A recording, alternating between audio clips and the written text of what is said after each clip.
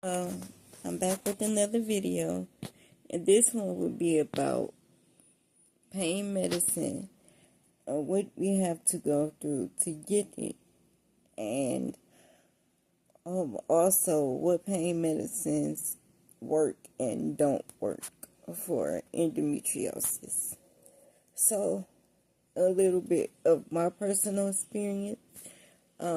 Before I was diagnosed with endometriosis, I spent a lot of time going to the ER and doctor offices trying to figure out what was wrong with me.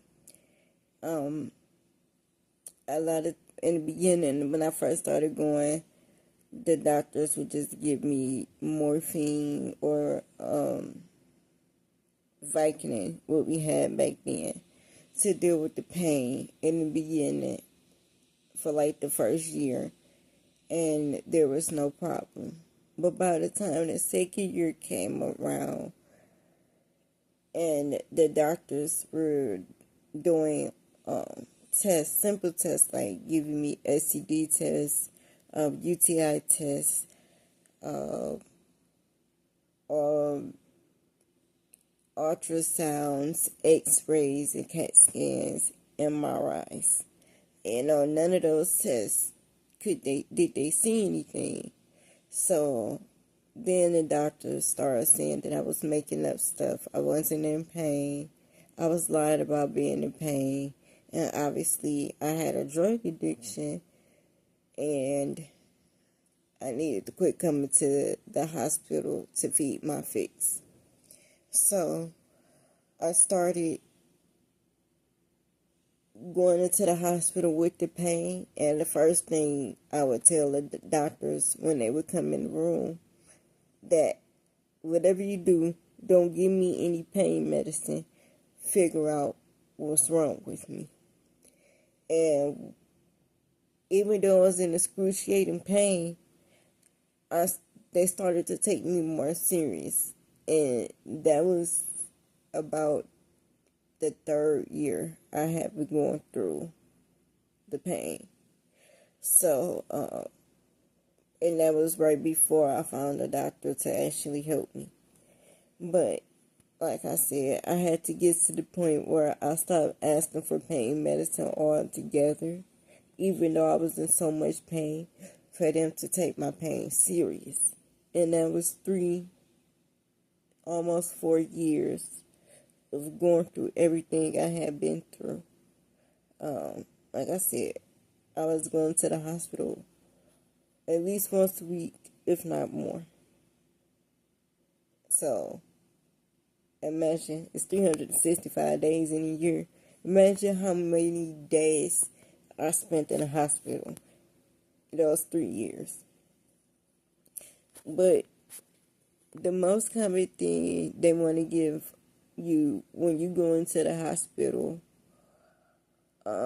complaining of endometriosis pain or pelvic pain before you have surgery, even though it could be really serious pain to us and excruciating pain to us, they don't see it. So they prescribe us Motrin or Tylenol. And even when we're diagnosed with it, they'll prescribe us Motrin and Tylenol to deal with the pain. Even with it feeling like we're being stabbed, being burned on the inside, and all these other excruciating feelings, feeling like you're being hit by a bus, everything. They tell you to take Motrin and Tylenol. And most of us do, and we end up taking 4 or 5 Motrin 800s at a time, or 4 or 5 Tylenol 500s at a time, and start causing other problems in our body, because we have to take all that just to even think about slightly getting some relief, and it still really doesn't do anything. And ironically, only 24% of gynecologists will prescribe opioids for the pain. Imagine how many women is going through without decent pain relief because they have to take Tylenol and Motrin because only 24% of gynecologists will prescribe opioids. And I'm not saying that opioid is the be-all, end-all of everything, but it is the only thing that slightly gives us any relief to maybe go to sleep. Because it's a chronic pain, most doctors, and that by that form of any kind of doctor that there is, will not prescribe opioid pain medicines because they're addictive. So they're sent us to a pain clinic. What the problem with the pain clinic is 95% of pain clinics do not treat pelvic pain. They don't know how to deal with it. They don't know what it is. When I was searching for pain clinics and I would call and say I have endometriosis, they's like, what is that? And if they knew what it was, or I say, well, I have pelvic pain, I have a prescription from my doctor to be treated for pelvic pain, they don't treat pelvic pain. So you can't just go to any pain clinic off the street and get treated for pelvic pain. You have to find a pelvic pain clinic, and most of those don't take insurance. You have to pay out of pocket. So this is the cycle that we go through, and that's why most women with endometriosis don't have decent pain relief. And after we have surgery,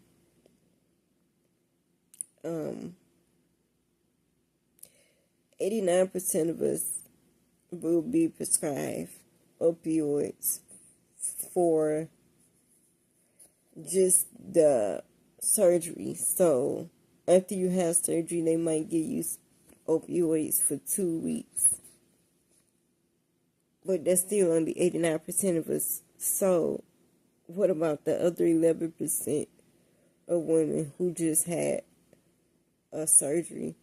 And I know they try to say that a laparoscopy is a minor surgery compared to a hysterectomy or oophorectomy, which are major surgeries because they take body parts out. But any surgery is a major surgery because they're going into your body and doing things. They're cutting out tissue. They're still taking something out of you. So why aren't they prescribed something substantial for their pain? Why do we have to fight for our pain to be understood just to get pain medicine? To fight. I have been going through this since I was 32, and I'm 32 now. I've been going through this since I was 19. I've only had decent doctors around the clock to where I have around the clock pain management for the last 2 years. 2 years. It took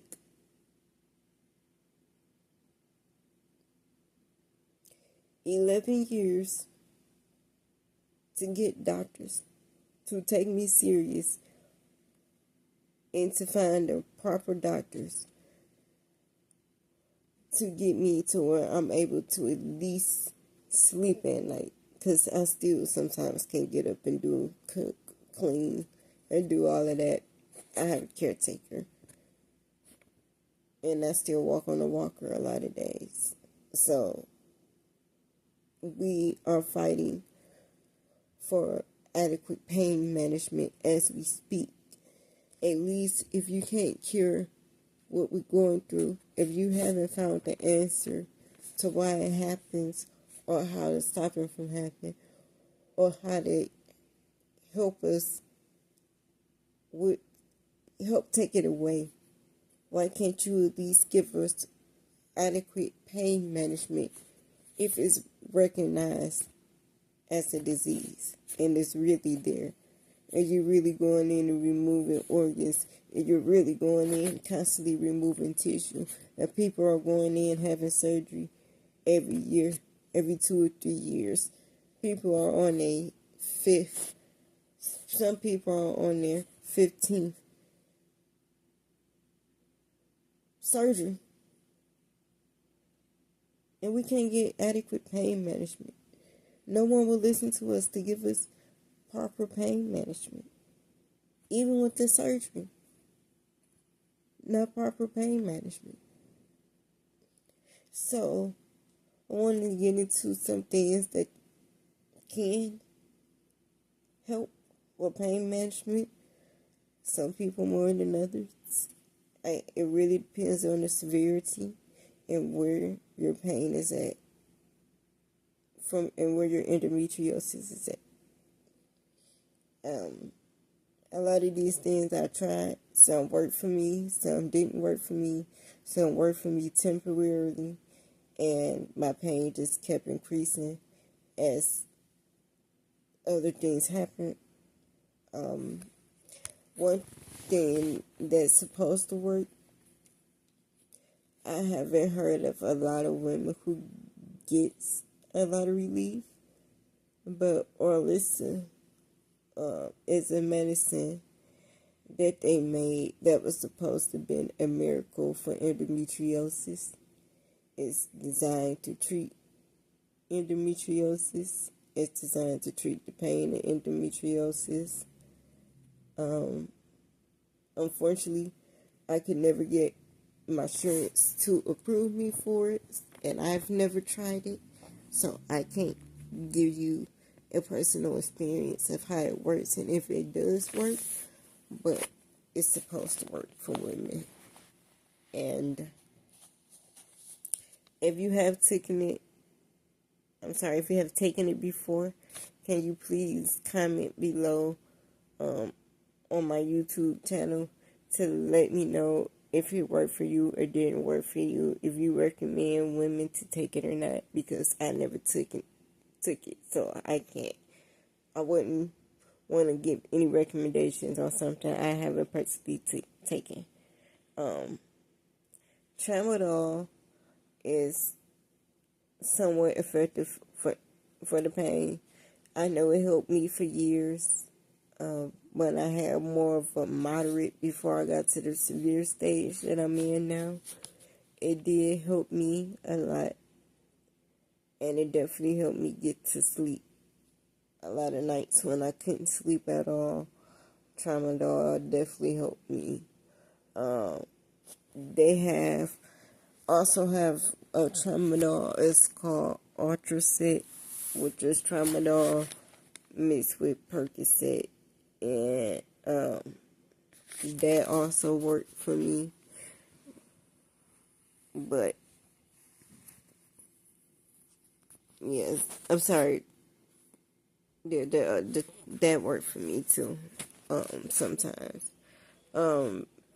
Tylenol with codeine or any medicine with codeine will work and has worked for me, because the painkiller is stronger, even if it's a light pill, depending on the stage. So, like, if you do Tylenol 3 or Tylenol 4, depending on the severity, it might work, it might not work. If you have very severe pain, that might not work at all for you.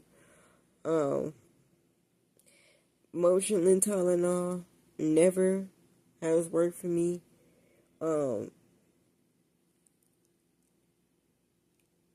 If I take a Motrin 1200, literally, yes, they're out there. They usually give that to people who have cancer. I know a lot of people probably like, Motrin coming to 1200. Yes, it does. They exist. I have taken them.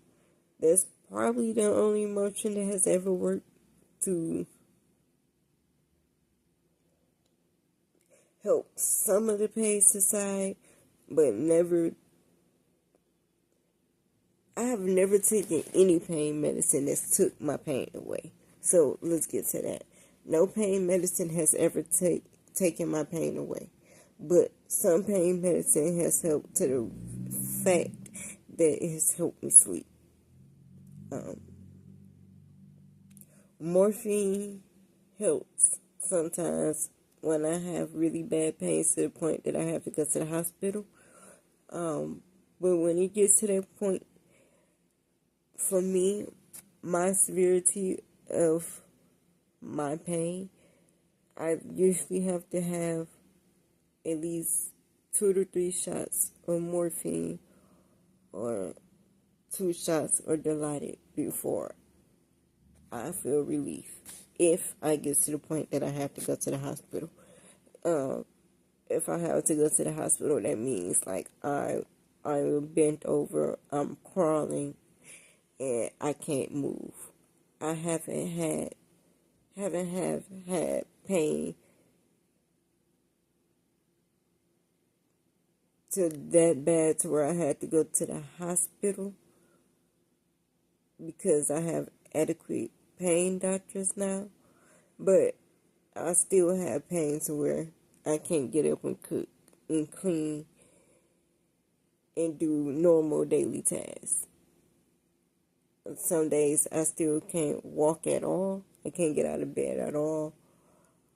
And then, like I said, other days I'm up with the walker and I'm feeling a little bit better. And that's with pain medicine. And that's to sleep. I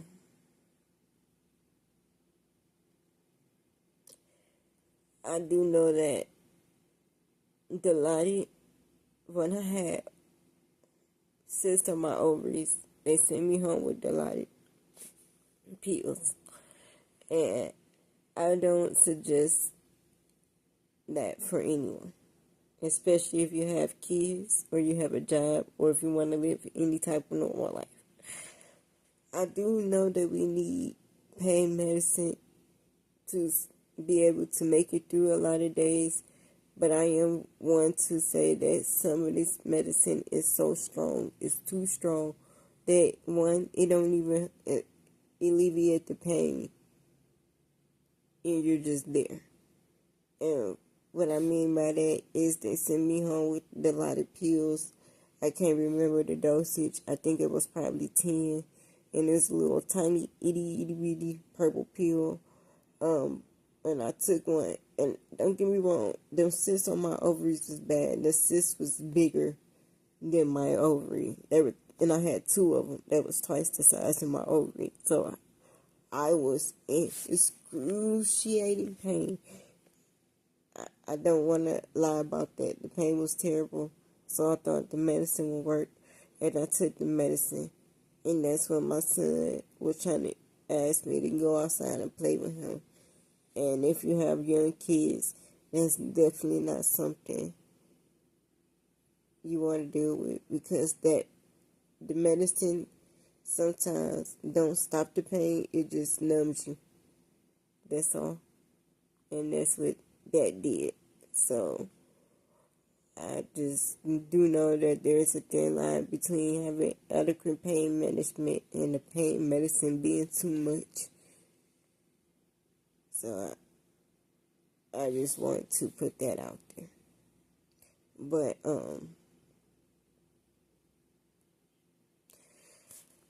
so of course with opioids there are risks.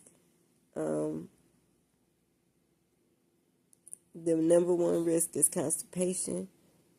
So you might, as a suggestion, will always want to keep gas medicine with you, or take gas medicine and stool softeners if you're on any pain medication. And you might want to take gas medicine, stool softeners anyway. I feel like it do help with endometriosis pain in itself, because if you have gas or if you're constipated, it can add more pain to the endometriosis. Because, it can put pressure on the spots, or it can put pressure on your uterus, your pelvis, your ovaries, depending on if you have your lady parts still or not. So, opioids is not a be-all, end-all to endometriosis, but it can help us live a somewhat normal life, or at least be able to sleep or get through the day. And I feel that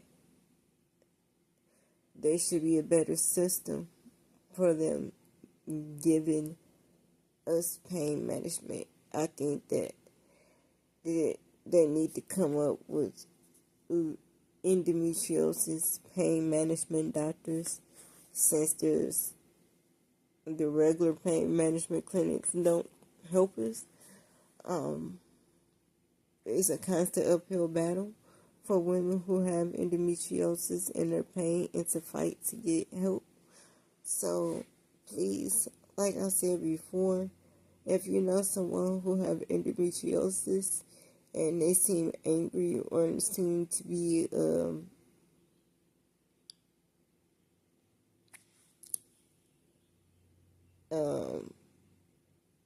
mean, extremely harsh with their words, especially when they're going through their menstrual cycle or going through a flare-up,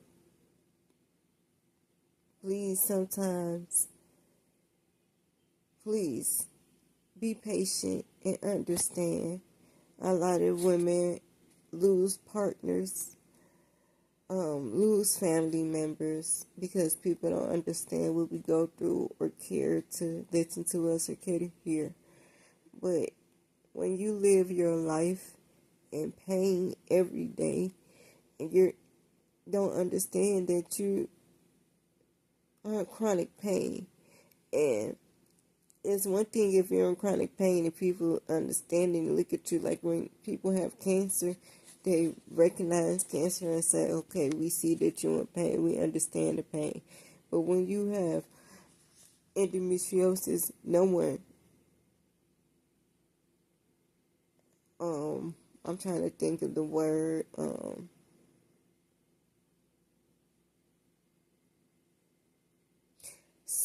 I can't think of the word right now, but no one truly thinks that you're in pain. No one look at it as it's real. No one look at you as you really could be in that much pain, because at the end of the day, to them, it's only endometriosis. When it's not, it's so much more. It's so much more. It's so much more. There's no way that my children, especially my youngest son has only known me to be in pain. He's 10 now. And a lot of times, my son takes care of me, opposed to me taking care of him. And I don't mean that I don't take care of him or I can't take care of him or I'll just leave him out there. What I mean by that is, he comes in the room and he looks in my face and he say, Mom, you in pain. Do you need me to bring you an ice pack? Do you want your heating pad? Do you need some water? What do you need? Or Mom, are you depressed? Or Mom, are you okay? And it's just like it's a second nature to him, because he's only known me to be in pain. And that, unfortunately, is the life of a lot of women with endometriosis. All our kids know is our pain. And they want to help us because they love us. And they want to help take care of us. And they come lay in the bed with us and talk to us and cuddle with us and make us happy. Because they are the sunshine and the light that we have in this world of pain that we have. So, please be more patient with women who have endometriosis and their ankle problems. Because not only are we in pain, We don't have help a lot of times for our pain, or the help is not proper. And even with the pain medicine, it still doesn't stop the pain. So it's just a band-aid to get through a few hours. So please have a good day and be kind.